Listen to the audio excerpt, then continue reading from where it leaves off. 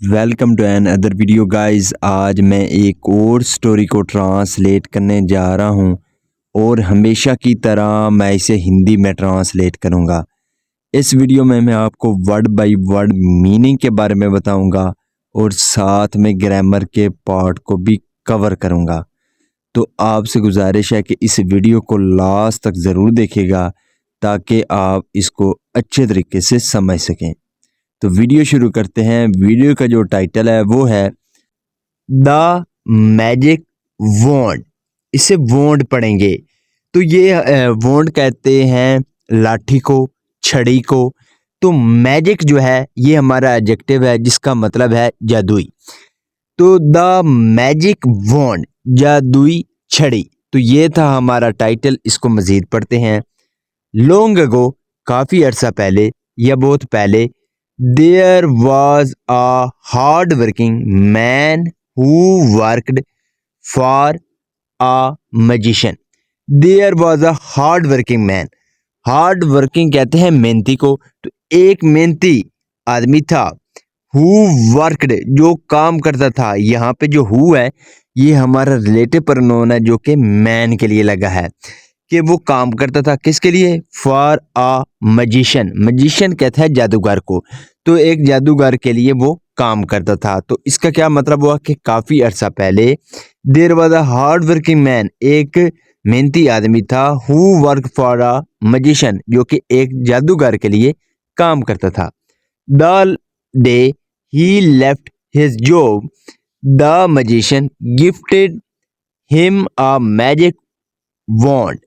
The day यानी कि उस दिन, ही लेफ्ट हिज जॉब, तो जिस दिन उसने क्या किया था? लेफ्ट, लीव का मतलब होता है छोड़ना। तो यहाँ पे लेफ्ट सेकंड फॉर्म है। तो ये हमारा पास्ट इंडेफिनिट का अफर्मेटिव वाक्य है। तो जिस दिन उसने अपनी जॉब छोड़ी यानी कि नौकरी छोड़ी, द मैजिशियन जो जादूगर था, गिफ्टेड उसने उपहार दिया। गिफ्ट का मतलब होता है उपहार देना। तो यहाँ पे सेकंड फॉर्म है गिफ्टेड। तो उसने उपहार दिया किसको? हिम, उसको, यानी कि उस आदमी को। क्या दिया? अ मैजिक वॉन्ड, एक जादुई छड़ी दी। The wand was instructed to punish people with bad intention. The wand, जो वो छड़ी थी, वॉज इंस्ट्रक्टेड, उसको क्या किया जाता था? इंस्ट्रक्टेड किया जाता था, उसको आदेश दिया जाता था क्या करने के लिए? टू पनिश, यानी कि सजा देने के लिए, पीपल, लोगों को, विद बैड अटेंशन, यानी कि जिनके गलत इरादे होते थे उनको उससे क्या किया जाता था? पनिश यानी कि सजा दी जाती थी। नाउ, अब, nobody could take undue advantage of the man's goodness.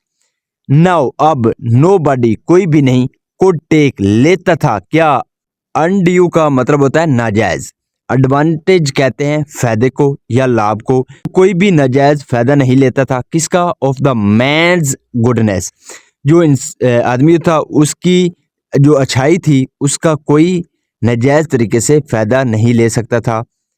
The young man was staying at an inn. The young man, जो नौजवान आदमी था, वॉज स्टेइंग, वो ठहरा हुआ था।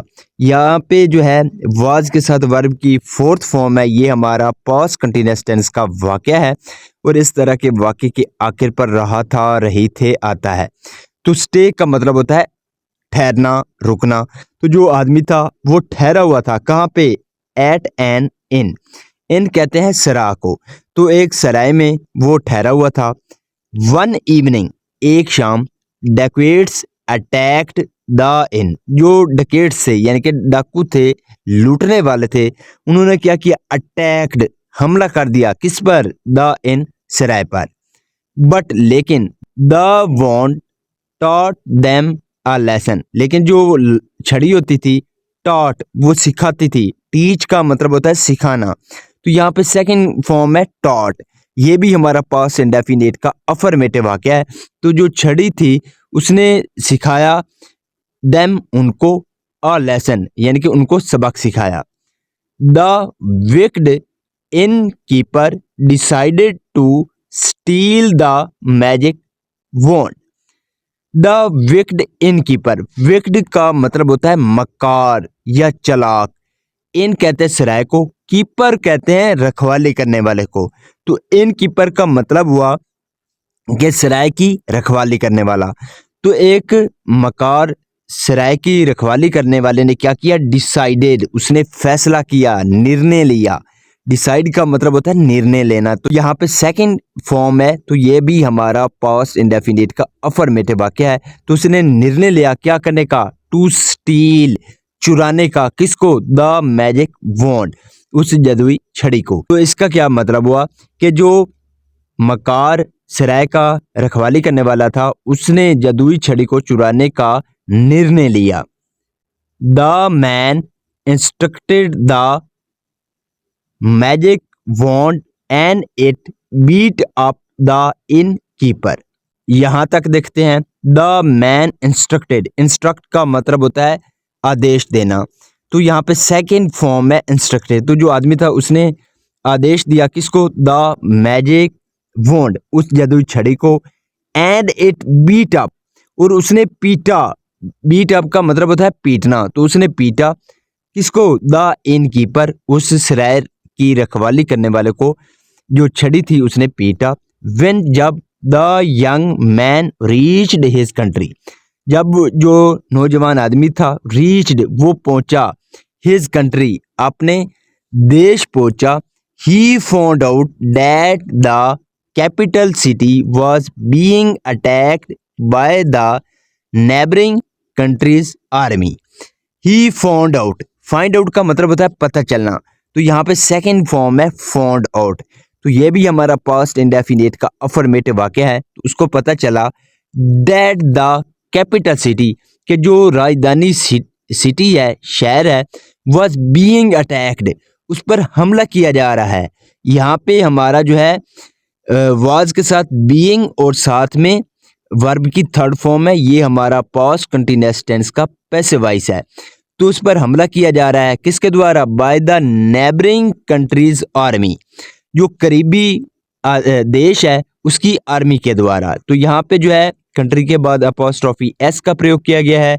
इसका मतलब होता है का के की। तो इसका क्या मतलब हुआ कि जब वो अपने देश पहुंचा तो उसको पता चला कि जो करीब का देश है उसकी आर्मी के द्वारा उसके राजधानी सिटी पर हमला किया जा रहा था।